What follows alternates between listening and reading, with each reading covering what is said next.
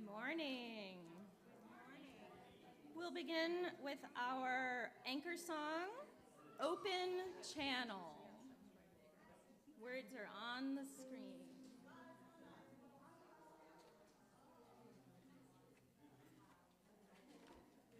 Oh, the words are up there.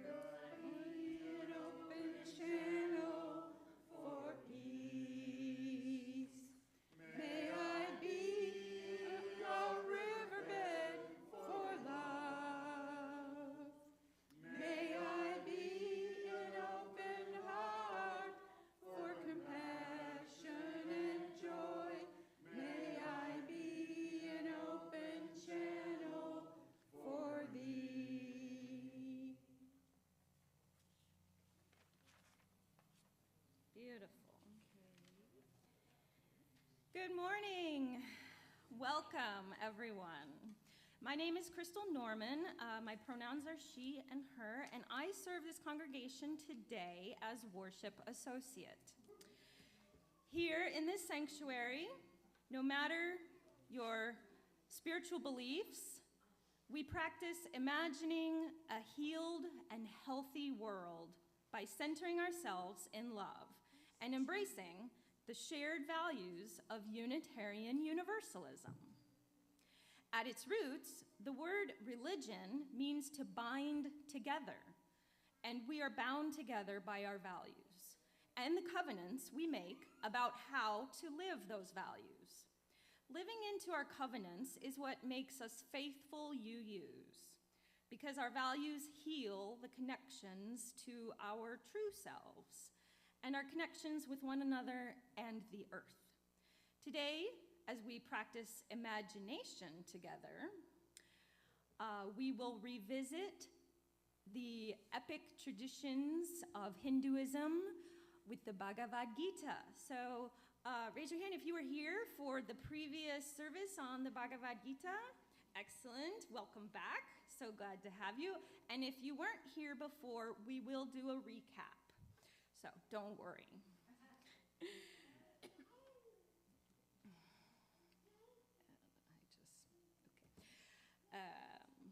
Thank you all for joining us today. In order to give our guest speaker a generous amount of time today, so we can make the most of her time, we will not read the regular weekly announcements.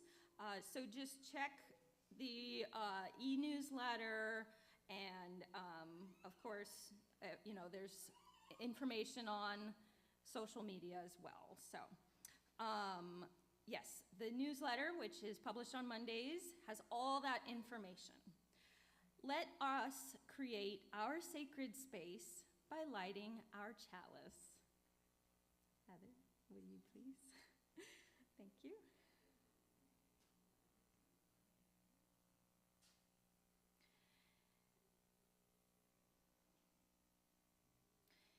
In the soft light of this flame, may our lives shimmer anew. In the soft light of this flame, by Reverend Scott Taylor. In the soft light of this flame, may our lives shimmer anew. May we notice new possibilities in those relationships that seem lost. May the hunger growing within give birth to new dreams. May the courage of letting go pull a new story into view. May what is given away to what might be. May we believe again in the world we imagine. Please rise in body or spirit and let us sing in English and Spanish hymn number 123, Spirit of Life. Rising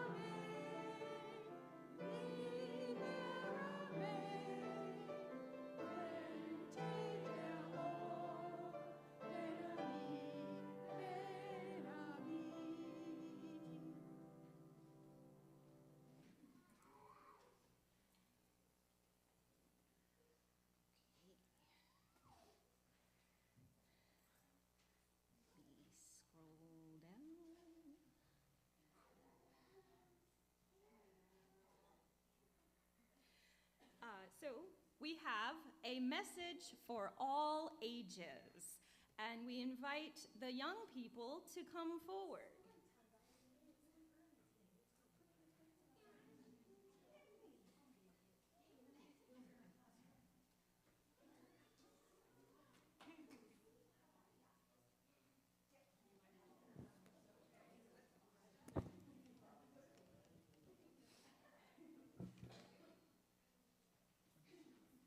All right.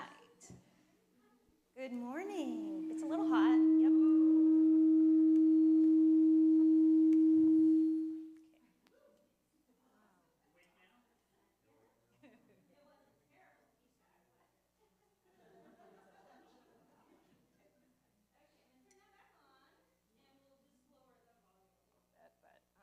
So this is a story from the Kata Sagar, Ocean of Stories. Do you remember we read from this book before? Does anyone remember? Yeah? Yeah, excellent. This is Hinduism wisdom for every age. So this is a short story called The Wise Girl. And yeah, we don't have a special image for it, that's okay. Once upon a time, there lived two old teachers in a hermitage, like cottage, in the forest. They spent most of their days meditating and praying. Do you know meditating and praying? You kind of know what that is, yeah? To the god of wind, Vayu. So we have different gods around the world, right? So they pray to Vayu, the god of wind. One day, having spent all morning chanting their prayers and performing various rituals in praise of Vayu, the sages, the wise men, readied themselves for their noon meal as usual. So they're getting ready to have lunch. They were so hungry and ready to eat. However, just as they began to sit down, a young student arrived at the doorstep with a begging bowl in her hands. She's asking for food. "Dear sirs," the young girl said, bowing before them, "can you please spare me some of your food? I am really hungry." "No, I'm sorry," replied one of the wise men at once. "We cannot share any of it with you. This food was specially prepared for us as a reward for our constant devotion to our God." Undiscouraged, the girl asked again, "Oh, great teachers, could you tell me which god you worship?" "We worship the mighty Vayu, god of wind. He is also known as prana, breath of life." So we all breathe, right? We breathe air. So this is representing the god Vayu, our air. The girl responded, "Then you must know, wise men, that prana permeates everything in the universe. Prana is all that moves. Prana is spirit, that which animates all creation. If we don't breathe, we can't live, right?" "Yes, yes, we know all that," the wise men replied impatiently. Their food was getting cold. "Respected sir, before you start to eat, to whom do you make the offering of food?" So you see here, we have a goddess, and we make offerings to her. This is food for the goddess. They do the same thing to a different god. Well, they say, "Of course, prana, we make the offering to prana, the god of wind." The girl waited and thought about this. The wise man said, "Young lady, what exactly are you trying to say?" And she replied, "Forgive me for delaying your delicious meal. If prana pervades everything, you, me, everyone, everything, it pervades me too. It's inside of me. Prana is inside of you, it's inside of me, it's inside of everyone. I am a part of the universe, am I not? At this remark, both of the men began to feel ashamed. They looked elsewhere, and finally one said, "Yes, you are part of this universe." Yes, you're a part of the universe too. Isn't it prana that lives in this hungry body that stands before you and speaks? The little girl asked. Yes, it is, they responded, at last understanding her point. Well then, by denying me food, aren't you denying prana, the very God for whom you prepared the food? The two wise men, who till then had only grasped the surface meaning of their daily rituals and prayers, realized the truth behind the girl's words. They apologized to her for their selfishness and invited her to join them, and they thanked Lord Vayu for bestowing the blessings of both food and wisdom upon them.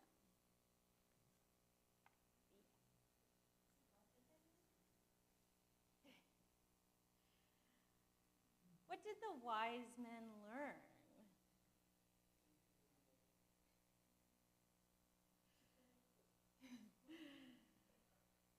So this word prana, it is the life force, the energy, also the breath that we all breathe.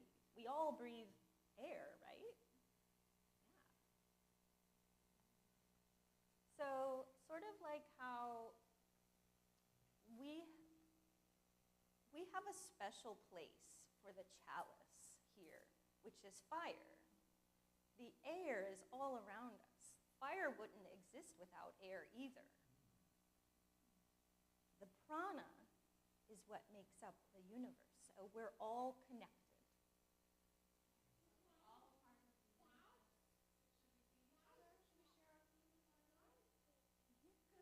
Yeah. Okay.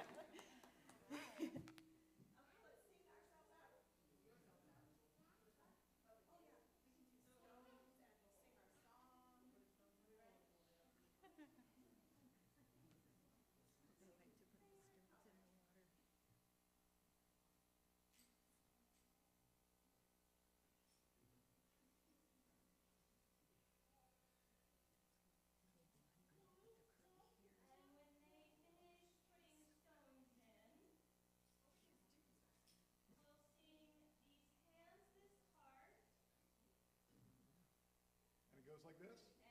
These hands will do the work. These feet will carry me. These arms will be welcoming to what these eyes can see. This mind will stay open to the possibilities. And the love in this heart will set me free.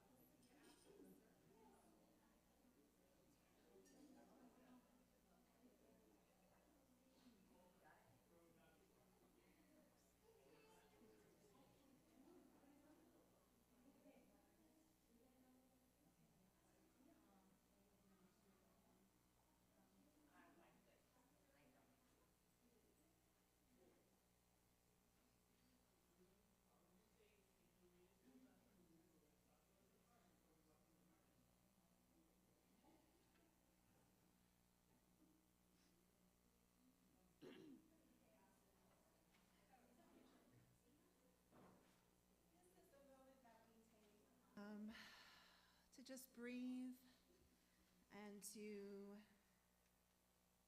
heal ourselves inside so that we may remember to heal the world. And Crystal will light our healing candle as I offer you this prayer. Spirit of life and love, We seek healing for a world full of beauty, one which is being hidden under the unimaginable tragedies that we impose upon it. We know it does not have to be this way. Lead us to the ways of repair. Help us to teach one another how to do better. Let us remember that an intentional practice of imagination is what we need to guide us towards repair and new ways of being together. Let us remember that our imaginings of more loving ways of being together can only manifest when we are in community with each other, holding ourselves and one another accountable to the covenants we make that imagine this better world, this world of beauty and harmony. Spirit of life and love, be with us as we endeavor to create change and to heal those parts of the world that are our responsibility. Amen, and may it be so. Our ritual of the sharing of joys, concerns, and sorrows embodies the belief that there's power in deciding to share our sorrows so the burdens we carry may be diminished, and to share our joys so they may be multiplied. Our ritual of joys and sorrows is a practice that reminds us of the interconnectedness of our lives, and that to be together during this sacred hour is a blessing. In our Joys and Sorrows book, you are able to write any significant joy or sorrow occurring in your life that you would like for the congregation to know. Today, we have a note from Dorothy, who says, yesterday, Crystal, our church treasurer, gotcha. I was like, no, he's the treasurer. Crystal, our church treasurer, and that she is, carefully placed the engraved bricks. The really cool thing was Barbara, who came out of meditation, the meditation event, stayed and helped Crystal. Thank you both. They look great. Make sure you check them out. They're out the front door. Ken fixed electrical outlets, and Dorothy trimmed azaleas. Thank you both. And this is from Jacob. My joy for this week is that my mother, Susan, stood up against a racist contractor a few days ago. She is a huge MAGA supporter who is now seeing the truth. That's good. My sorrow, however, is that I am struggling with chest pain that doctors are writing off as anxiety, even though I have it even when relaxed, hoping for healing. And Jacob, we're sending healing your way. Thank you for sharing. I would also like to share, we had a member once some time ago. Her name was Gay Finkelman, and she passed last week. She struggled with Alzheimer's for many years, and so she has not been here. So I know a lot of you might not know her, but some of you may remember her. And there is information about her services with the Lakeland Funeral Home. So when you come up, you can put a stone in for Gay. And so you are invited now to come forward for our ritual of joys and sorrows. You may take whichever stone or stones feels right to you and drop it in the bowl, connecting to others, feeling the power of being together in this community.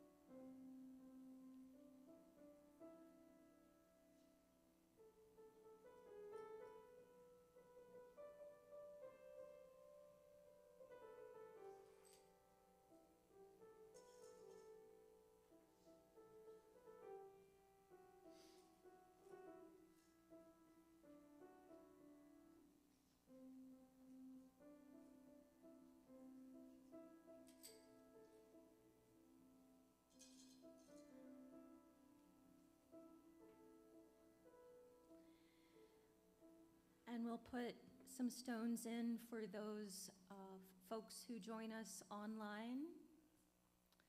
We're glad you're with us. I'd like to also make a special note of thanks to Gail Rushford, who spearheaded the brick ordering project. It really was heartwarming to unpack all of the beautiful messages and names and get them situated here on our space. So thank you to everyone who ordered a brick, and definitely take a look outside before you leave. And if you did not have a chance to order a brick, stay tuned. Maybe we'll have another campaign in a while. Here we gather, tucked back in this friendly neighborhood between the beautiful tall pines.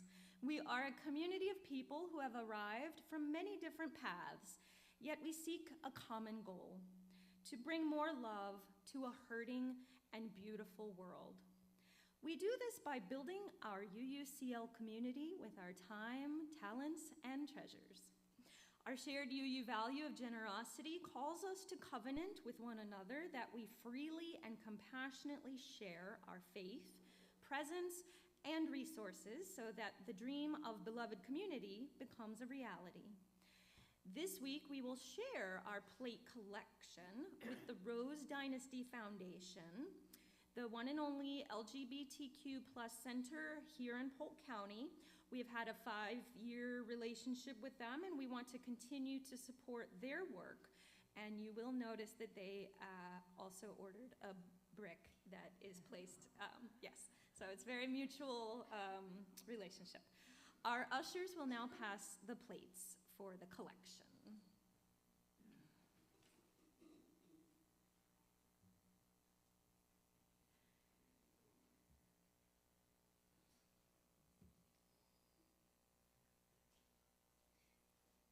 And you can scan the QR code to donate on our website if that is more convenient for you.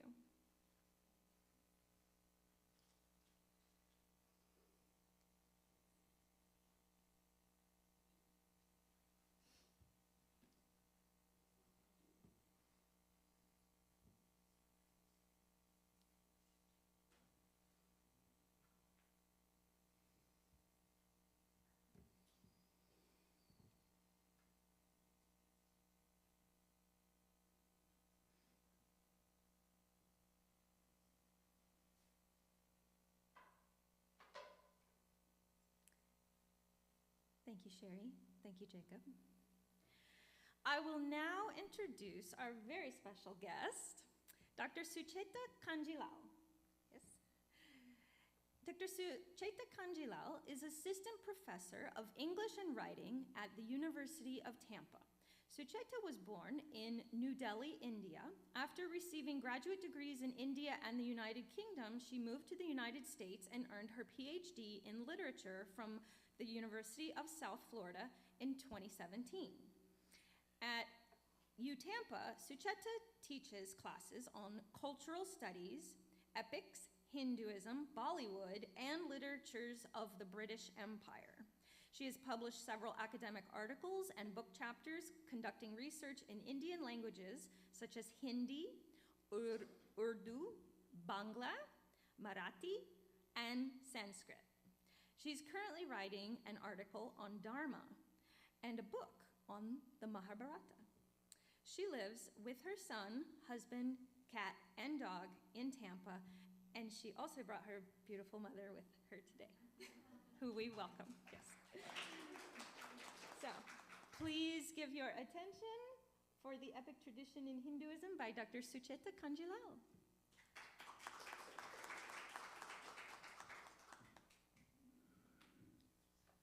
Thank you so much for having me. You look a little bit different from the folks that I face in the classroom, but I hope you will, I say generosity is one of your mottos, so I hope you will be generous with me. So today I really want to talk about not just the Bhagavad Gita. I listened very carefully to the service in which the Bhagavad Gita was introduced by Ms. Norman, and I wanted to take you a bit out and around those ideas.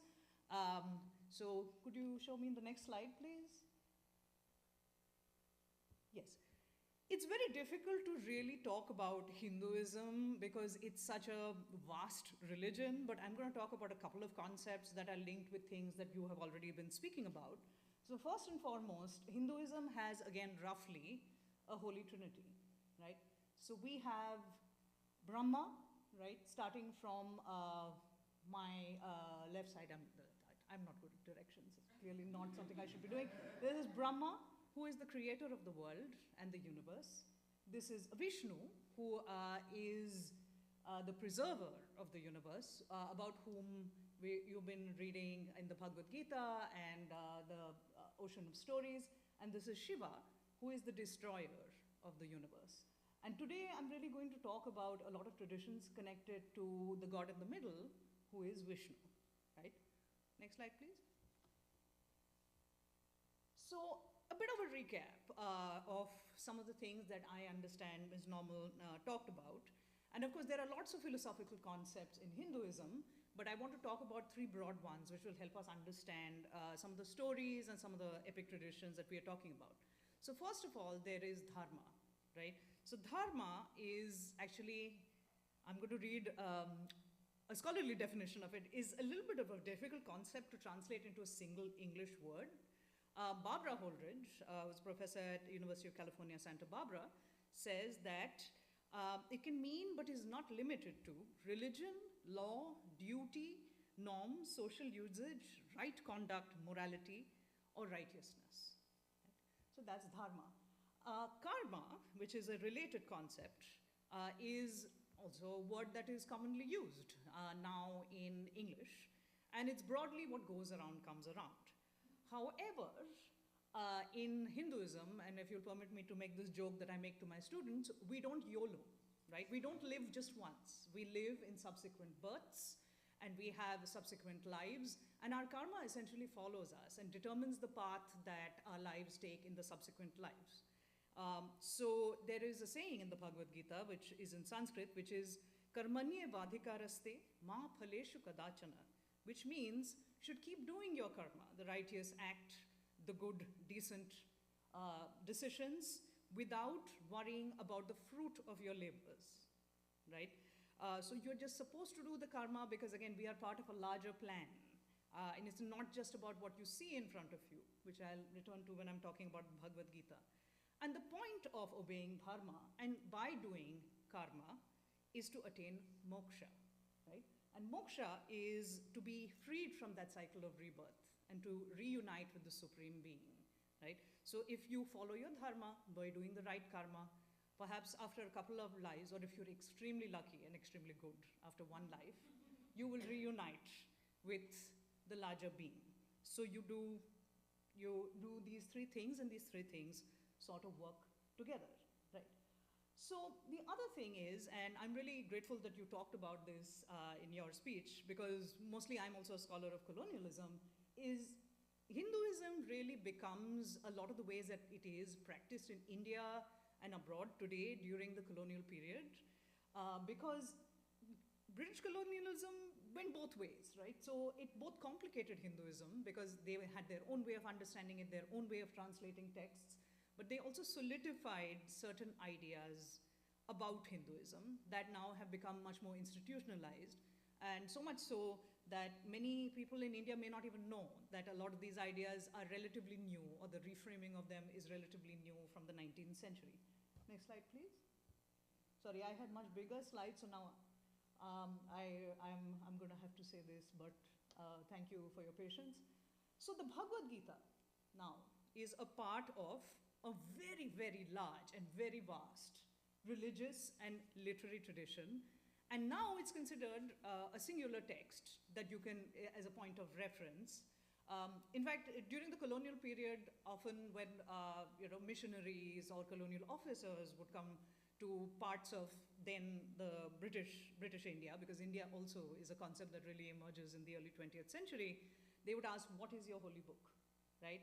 And they would say, well, we have many books, we have many stories, we have many lived practices.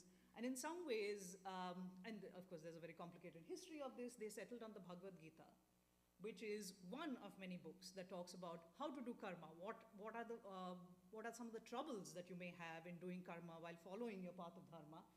But the Bhagavad Gita is part of not just many other texts, but the Bhagavad Gita is part of a specific text that I work on called the Mahabharata. And it's a good point of reference, but there is a larger mythological imagination in Hinduism that keeps the traditions alive. Next slide, please.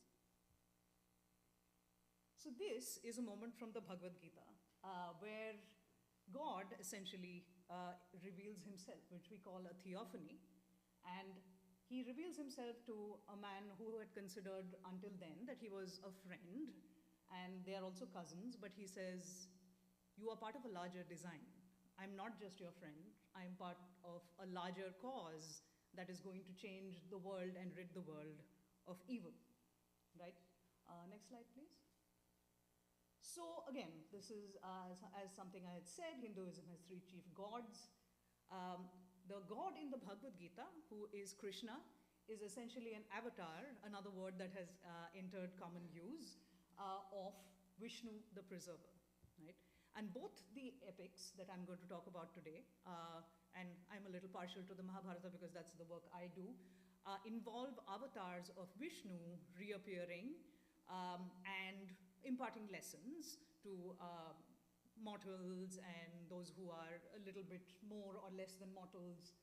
But there are, of course, as you noted, several gods, by several I mean 330 million gods, who are, they can be broadly divided into celestial gods, terrestrial gods, there are gods who are aerial, there are gods who live in the water, and Vayu is actually one of the aerial gods because, of course, the wind, right?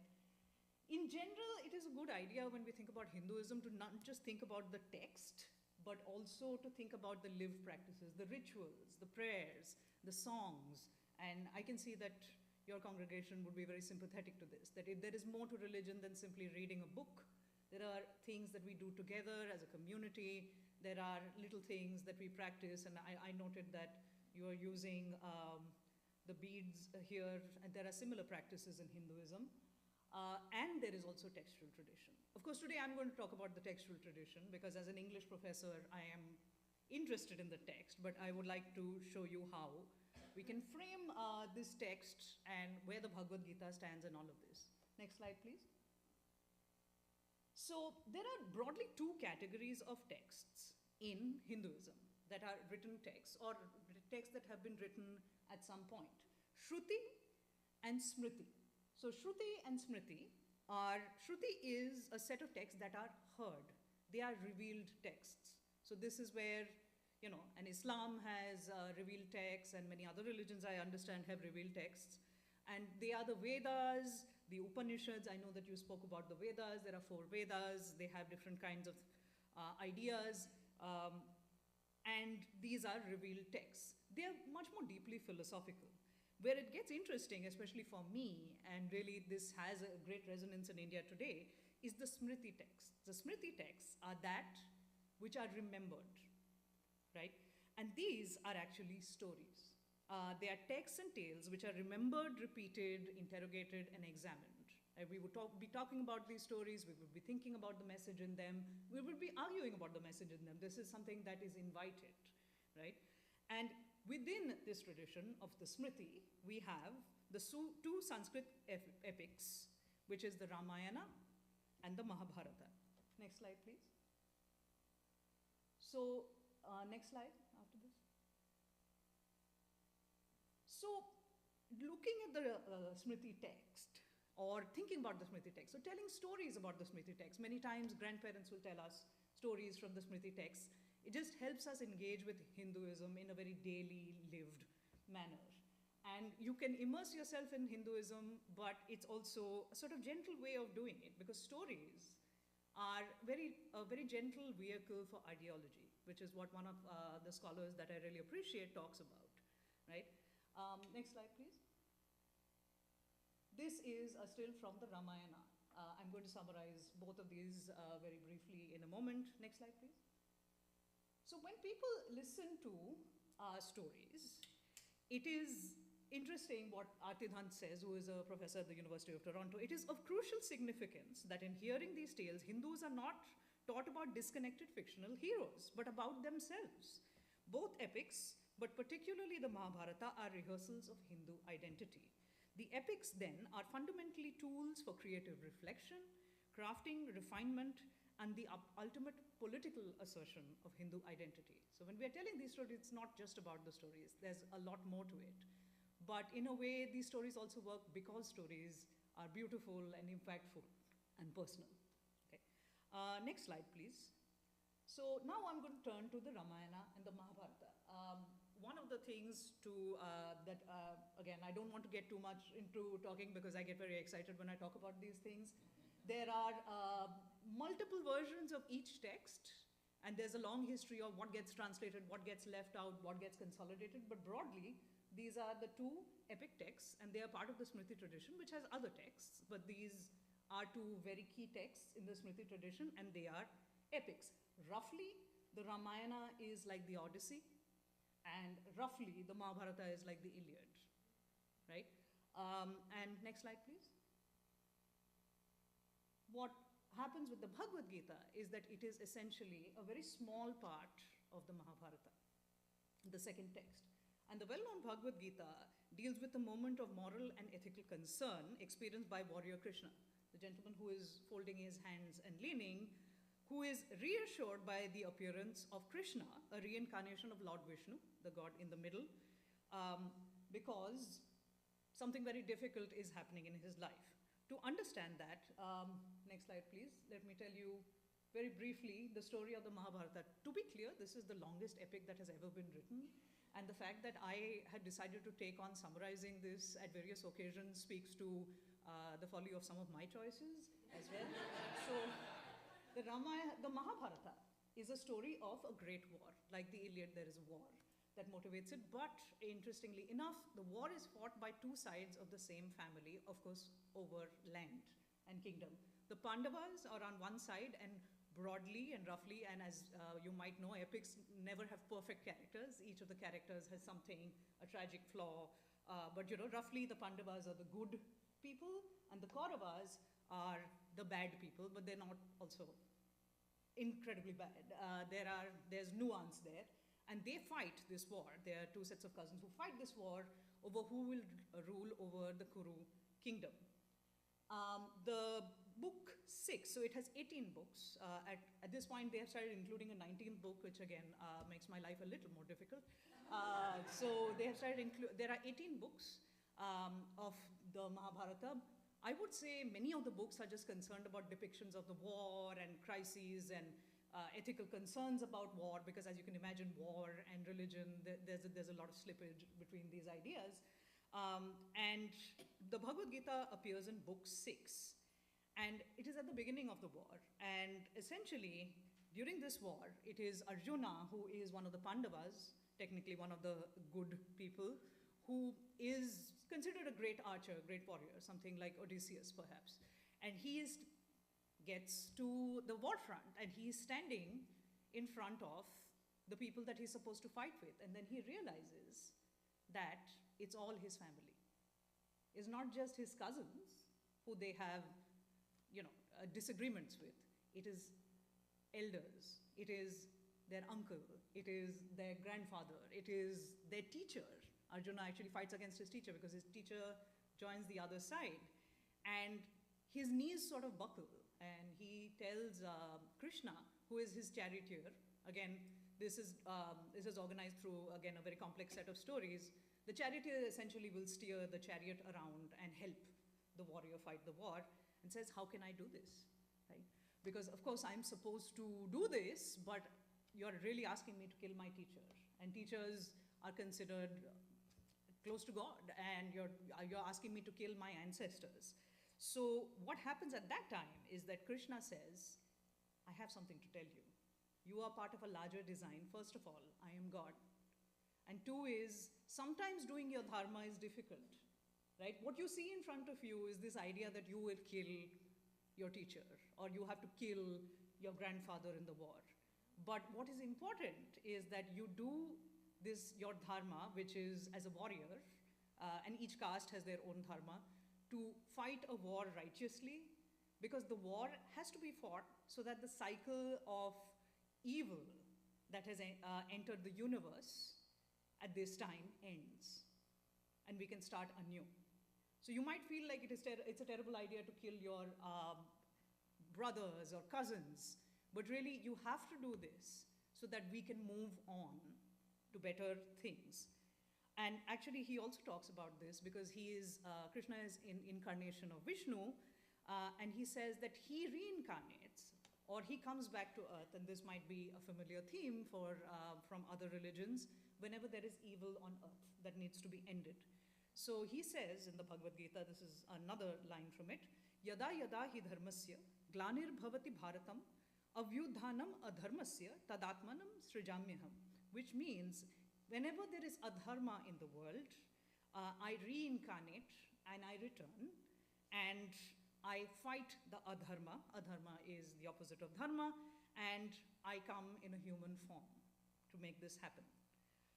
Another interesting thing about the Bhagavad Gita, and a lot of the work that I do is also motivated by this, is that the 5 Pandava brothers, and I welcome your questions about this because I know people will have questions about this after, are married to one princess called Draupadi, right? Arjuna is actually Draupadi's favorite husband. And that becomes her tragic flaw, that she's supposed to love 5 men equally, but she cannot, right? Okay, next slide, please. So I find, for instance, so these are some other versions of the Ramayana. This is actually an Arabic version of the Mahabharata because people were so fascinated by this story that they translated it all over the world. Rasmanama, I understand a lot of my scholar friends are working on this. So again, like these stories just abound and people have been fascinated with them for 2,500 years. Next slide, please. Next slide. So that was the Mahabharata, right? And there is the Ramayana, which I'm not going to talk about that much today because again, we are talking about the Bhagavad Gita, which is in the Mahabharata. Ramayana is also about a god who is an incarnation of Vishnu, and he is considered the embodiment of male virtue on earth, right? And his name is Rama. So Ramayana is his journey. And since he is the embodiment of male virtue on earth, his wife, Sita, is the ideal woman. Interestingly enough, dharma for men and women is also different. Because if a man is a warrior, he practices warrior dharma. He fights a righteous war. He keeps with the rules of the war. But for women, they are supposed to allow the men to go to war. They are supposed to keep the home, and they are supposed to be loyal to men. So for women, there is the idea of pativrata dharma, which means broadly obedience to the man, but also supporting his larger spiritual and religious goals. So Sita is so wedded to the idea of not just Rama, but the idea of dharma, that she makes a lot of very difficult choices so that Rama can do what he has come on earth to do. Next slide, please. So both epics really have this idea of dharma, and both epics actually explain that dharma is not an easy thing to follow, right? And when following dharma, you have to look far beyond what you see in front of you, like Arjuna sees, and the path to following dharma is very treacherous, and it involves a great deal of personal sacrifice. But this is where the moksha becomes important. It's not really about doing what you're doing at that point. It's about gathering enough karma so that you may one day exit the cycle of rebirth, so that you may become one with the Supreme Being. And if there are difficulties in front of you, it's difficult to keep your eye on that larger prize or that larger spiritual goal. Okay, next slide, please. So this is actually a story from the Mahabharata, and I won't go into this too much, but I wanted to tell you the epics are connected to each other, and they're connected to other mythologies that are present in Hindu texts or Hindu stories. For instance, Vayu, who we were talking about in the Katha Sagar, has a son who is the best friend of Rama, Hanuman, right? So these are all connected, but the Ramayana and the Mahabharata also have a sort of internal connection, which really spells out, again, how difficult dharma is. Next slide, please. Next slide. We might have to come back to this one. So there is a moment in book 3 of the Mahabharata where, again, Yudhishthira, who I'm going to talk about a little bit, he's the eldest of the Pandava brothers. He's Arjuna's older brother. And he also has a lot of difficult choices to make, and he has his vices that he has to overcome to make those difficult choices. And he makes, well, a bad choice. And then he loses everything. He loses his kingdom, he loses his family, and he goes to a forest where they are exiled for 14 years. And he asks a sage, I am so full of sorrow. I am so full of sorrow because of the situation that I am in. And he says, is there a man who is as unfortunate as I am on earth? And at this point, Yudhishthira learns from sage Markandeya the story of Rama, who also dealt with dharma, who also had to make difficult decisions, and who also realized that it's not easy, and you have to keep going, and you may lose things you love and things you see and things you understand. So this is one of the ways in which the Ramayana and the Mahabharata make a connection to each other and each other's messages. There are other characters and stories that are also connected, but I find this a very interesting node because, again, it speaks about the importance and the difficulty of following dharma. The next story comes from the end of the Mahabharata.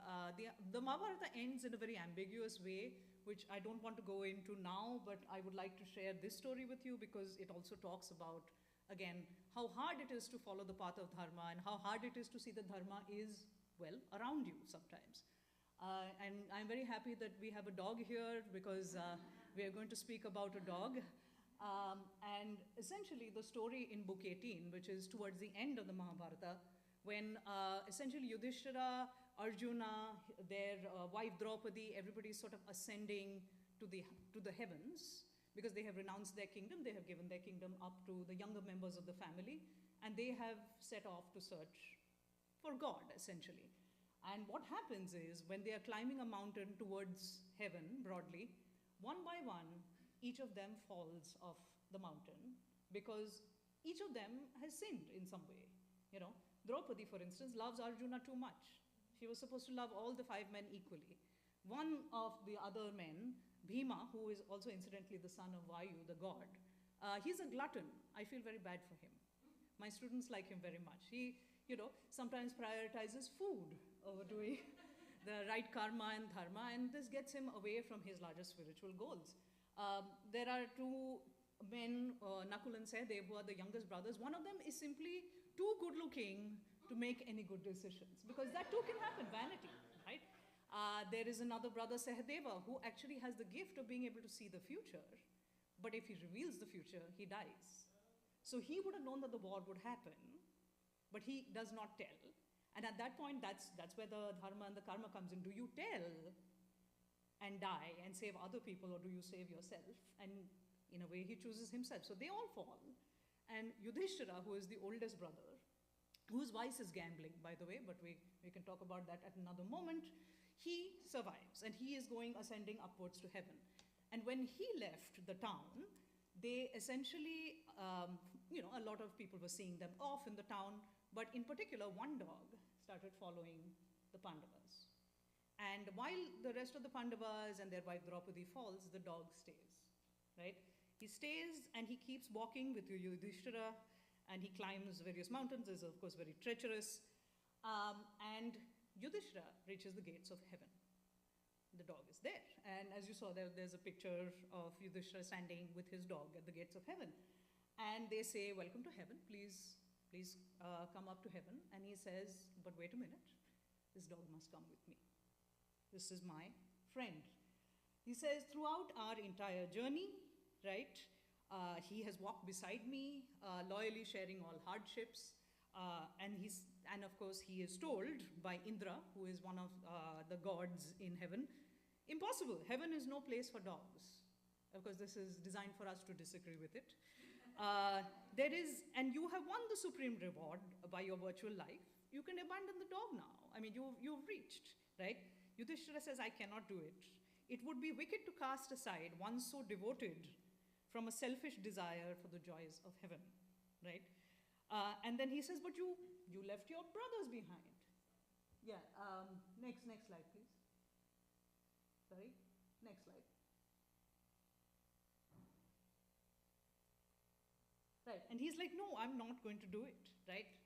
This dog is different from my wife and brothers. He has followed me until the very end, right? To abandon him would be equivalent to the worst sins. And I'm reading from a version of the Mahabharata by Carol Satyamurthy. They were already dead. There was nothing more I could do for them. This dog is alive. To abandon him would be equivalent to the worst sins: slaughtering a woman, theft from a Brahmin, who is a priest, or injuring a friend. I have never done such a sinful deed, and I never will, so as long as I have breath. Indra, I cannot and I will not do it. And suddenly, the dog transforms himself into the god of righteousness, who is Dharma himself. And Dharma is also, in a very complex way, the father of Yudhishthira. The dog was Dharma. You cannot let go of Dharma, because you may not see the dharma as near you or walking beside you. And he is delighted, of course, with Yudhishthira that he was never abandoned. And he said, you are compassionate and you made the right choice. And there is nobody more virtuous than you are. Okay? So he enters heaven. That's not quite where the Mahabharata ends, but it's a nice note for us to think about dharma with. Next slide, please. I think there's a little more of this. Next slide. Right? And this is from Carol Satyamurthy. Now, again, I'm going to be very brief. How am I doing on time? Okay. I want to talk about, again, some of the work that I do, bit of a shameless plug for the work I have been doing. But on one hand, Hinduism is practiced and lived and thought about and studied and transmitted. And there is also the scholarly discourse on Hinduism. And I want to be very honest here. Not many Hindus are typically receptive to some of these ideas because they think, well, this is not a text, this is our culture, right? We don't want you to think about this in philosophical and political terms. And many of the Hindu friends I have actually don't like that I do scholarship on this because there are things that I like to critique, in particular gender and sexuality. Because again, Hinduism has a lot of great ideas, but there are certain formulations. I mean, I told you about a wife who has to sacrifice to the point of self-abnegation. And when I was a 6-year-old girl hearing the story for the first time, I told my great-grandmother that doesn't seem quite right, right? And that is actually the discourse about it. And talking to the person who's telling you about these stories is part of the learning, right? And this is where you tease out those nuances. And as a person who teaches literature, and as a person who loves stories, and who doesn't, right? That is the joy. So in scholarship, we sometimes come up with ideas that would be considered by many Hindus to be kind of radical. So I want to introduce a few of them, but not go too far into them. So first of all, there are lots of essays about the Ramayanas and Mahabharatas because there are many different versions of both texts. You can find them in Cambodia, you can find them in Thailand, you can find them all over India. They've been translated into hundreds of languages. The Bhagavad Gita has been translated. The German scholars were very interested in the Bhagavad Gita. Oppenheimer refers to the Bhagavad Gita. And that becomes a very complicated moment that I understand has been talked about in the film. But there are essentially many Mahabharatas and many Ramayanas. And these are 2 essay collections I wrote for many Mahabharatas that talk about the various issues in each text. Next slide, please. So I'm going to quickly talk about a couple of things that I argue.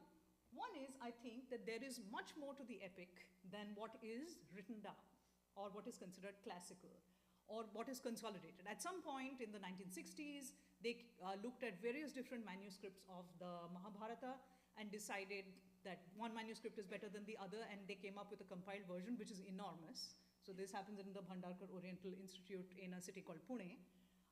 But that's not all there is to the Mahabharata. All the stories that people tell each other, all the stories that they tell their families, the ways they talk to each other, the ways it comes up on television, the versions they make for children, I think those are all important for us to think about. Think about the classical as well as all these other forms, because in a way, many people essentially cannot read Sanskrit now because it's a language, and again, it has a complex history in colonialism where it was essentially replaced with English. So the way people engage with the Mahabharata is not in Sanskrit. It is in their grandmother's stories and what they see on television. And these are the things that they use to make political decisions. Because now that you've understood the popular story, now you're like, this is what I think dharma means because I watched it on television, and this is what I'm going to do about it. Okay, next slide, please. So there are a couple of things that I try to highlight, and it's not just me. Though at this point, it's basically me and another friend of mine who work on the Mahabharata. I think it's just too long, and people are like, well, perhaps we do not wish to deal with it because it's too complex. But we are still fighting the good fight. Sohini Pillai at Kalamazoo College and I write about lots of things that are important to think about, because femininity is considered very simplistic in the Mahabharata. We have a sacrificing wife and a warrior husband, but actually I think it's much more complicated than that. Right? There are nuances there. The wife is young and again makes certain choices that like get in the way of things, and then you also can't blame her because this person is very young. And again, although the Mahabharata is considered more complex in terms of gender because, and here is why I think I'm interested in the Mahabharata, it gives us a very angry heroine, right? And as I tell a lot of my gender studies students, anger can be very productive and very useful, right? It is not, again, to see anger just as anger is to miss some of the point of the political revolution it can cause. And Draupadi is a very angry heroine. She argues with men, she argues with elders, right?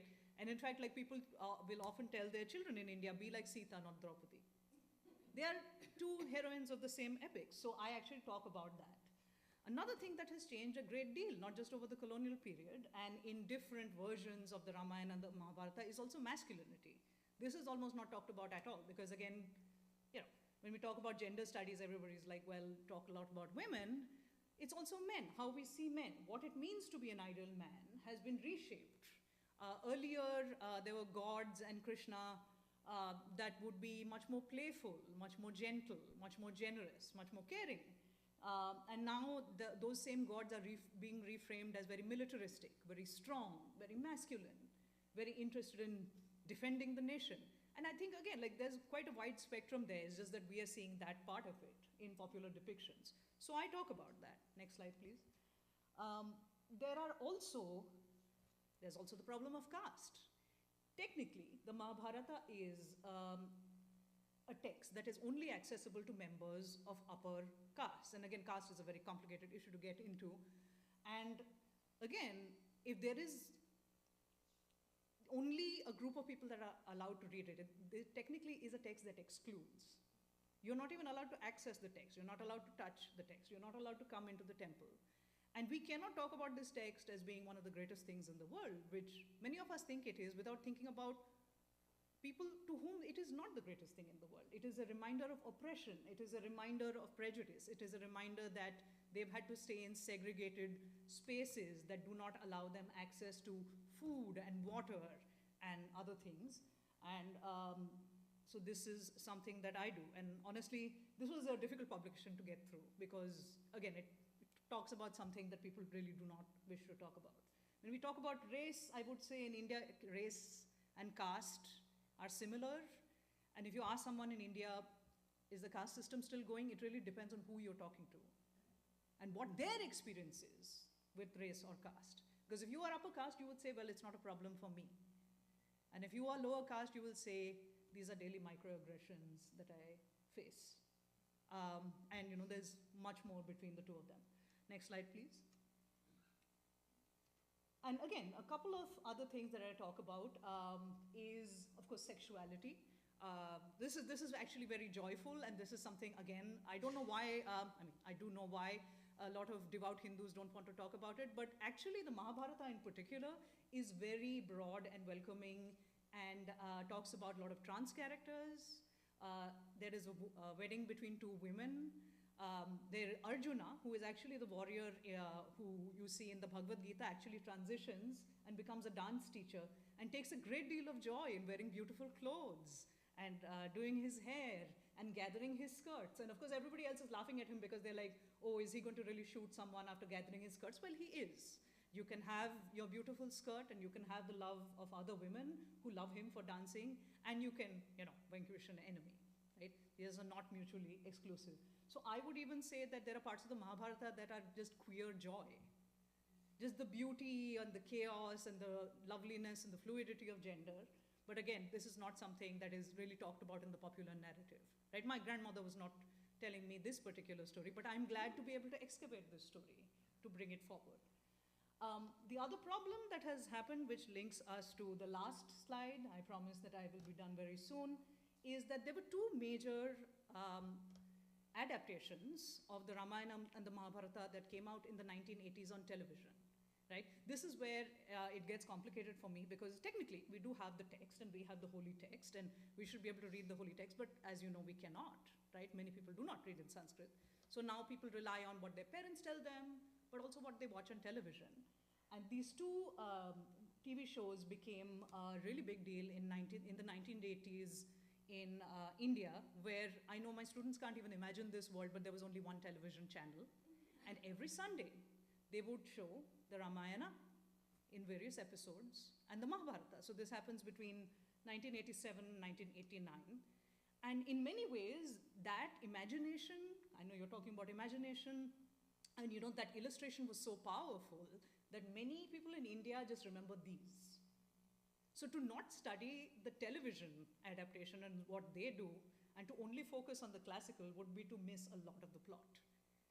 The basis on which people are making decisions about who it is that they are, what kind of Hindus they are, what gender should do, and unsurprisingly, a lot of both these shows were quite conservative about gender and sexuality. They were conservative about caste. They also had ridiculous graphics, which is enjoyable for my students, but they were very influential. And I think about them and talk about them.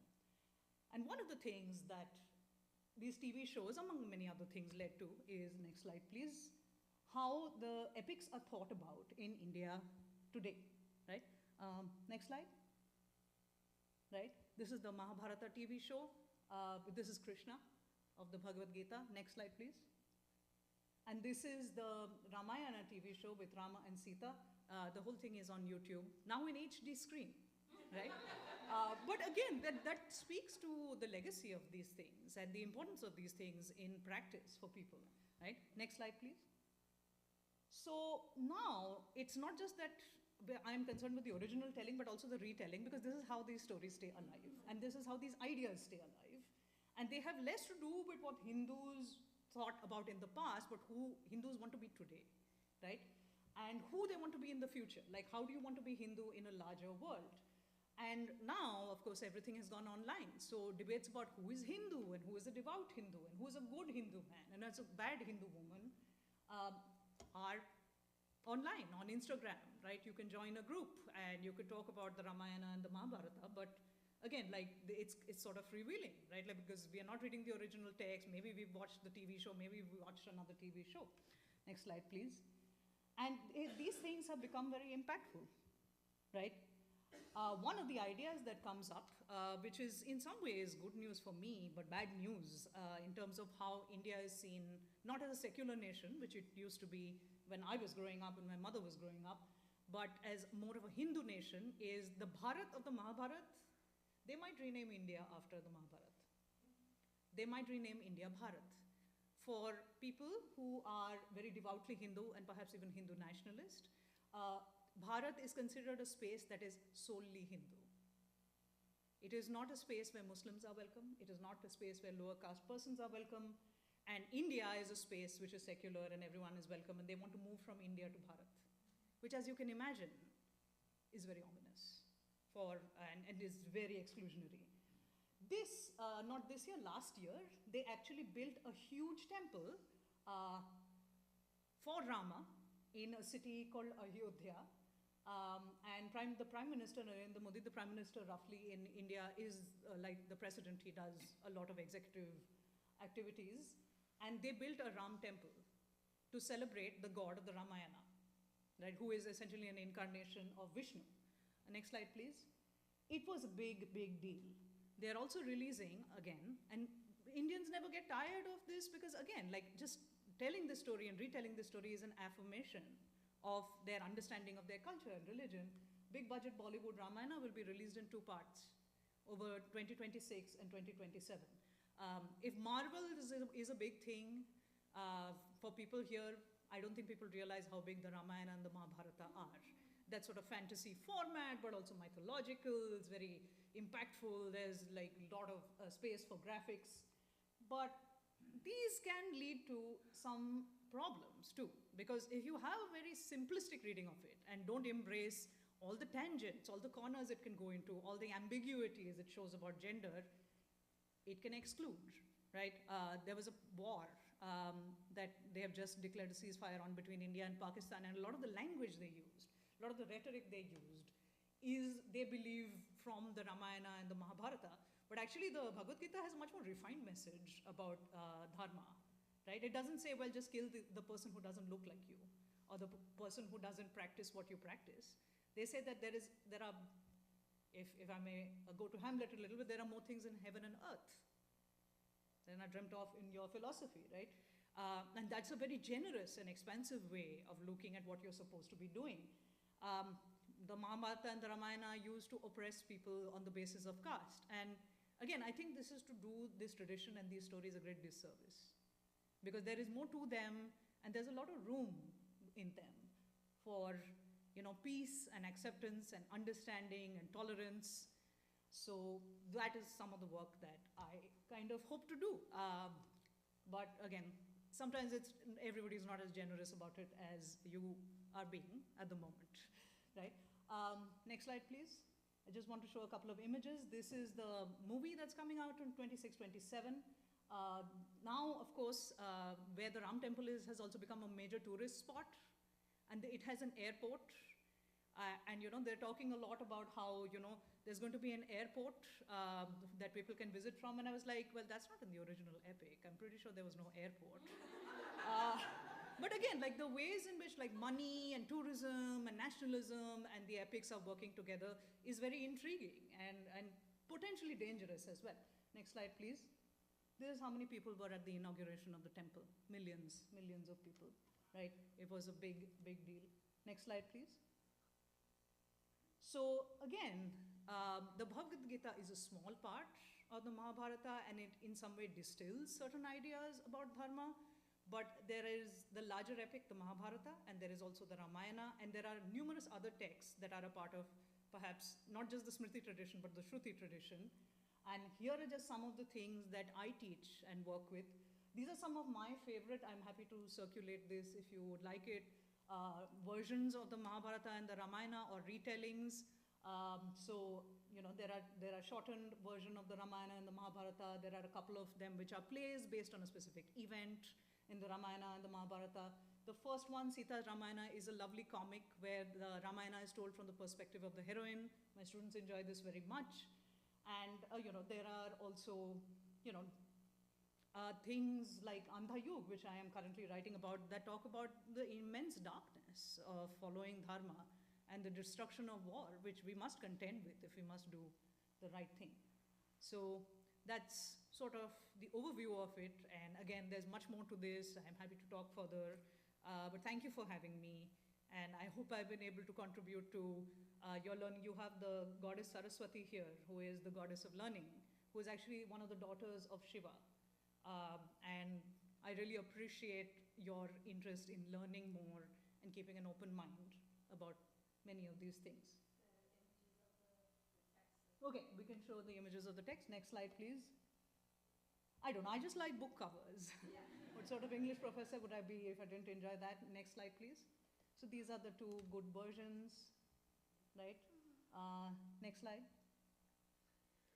Yeah, and thank you so much. Are you willing to share the slides? Yes, I'm happy to send you the slides. I also have a syllabus for a class I teach on the Ramayana and the Mahabharata. I can also share that with you if you would like. Yeah. Okay, thank you.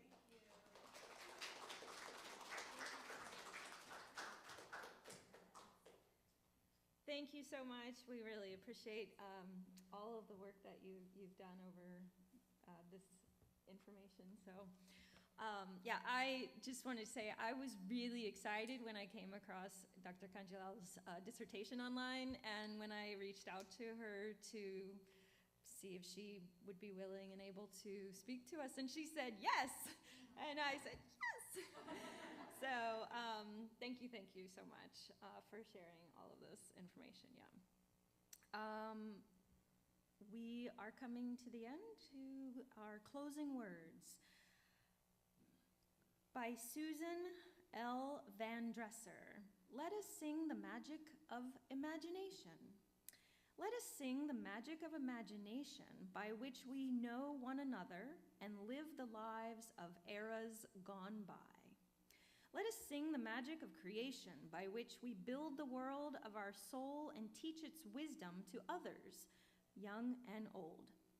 Let us sing the magic of our lives together, holding and shaping by the movement of breath from heart to lung, all new life that is to come. Go now with singing, go now with magic in your fingertips, touch this world with life. And we have a closing hymn. It is a song that was a favorite of Gandhi's. It was a favorite of Gandhi's, and in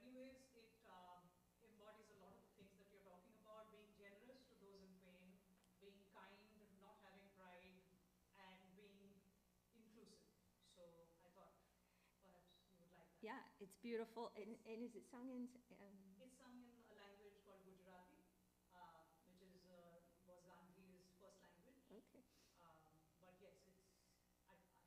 So we're just going to listen to it, and you can reflect upon the message of kindness and compassion that Gandhi appreciated as well. So we're just going to listen to the song, the closing hymn, and Vaisel can play that. And thank you, big thank you to Vaisel for assisting with technology today.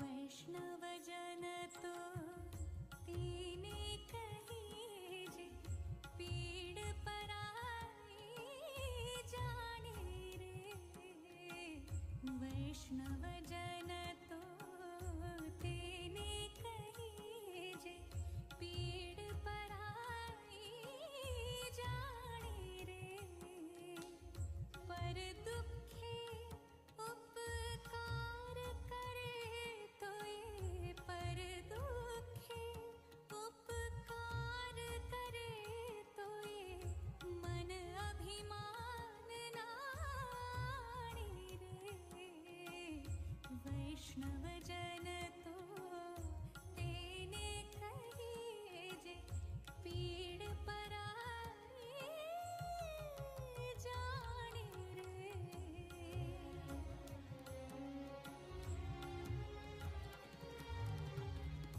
सकळ लोकमा सहुने वंदे निंदा न करे केनी रे watch काछ मन निश्चल राखे धन धन जननी तेनी रे वैष्णव जन तो तेने कहीजे पीड़ पराई जाने रे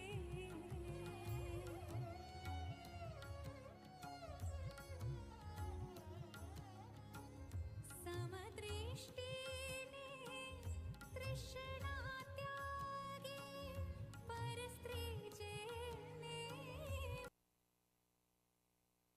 Distinguish our chalice. Sorry for the abrupt there. Thank you for your attention today. We